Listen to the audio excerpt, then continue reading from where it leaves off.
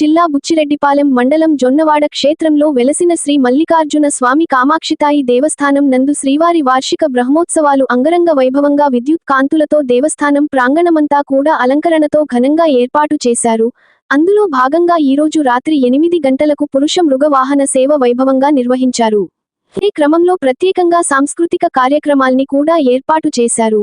ఈ కార్యక్రమంలో దేవస్థానం కార్యనిర్వహణ అధికారి ఆర్వభూమి వెంకట శ్రీనివాస్ రెడ్డి, బ్రహ్మోత్సవ సేవా కమిటీ చైర్మన్ శ్రీ తిరుమూరు అశోక్ రెడ్డి, దేవస్థానం అర్చకులు, సిబ్బంది, భక్తులు, స్థానికులు తదితరులు పాల్గొని స్వామివారి ప్రసాదాలు తీసుకొని కృపకు పాత్రులు అయ్యారని తెలియజేశారు.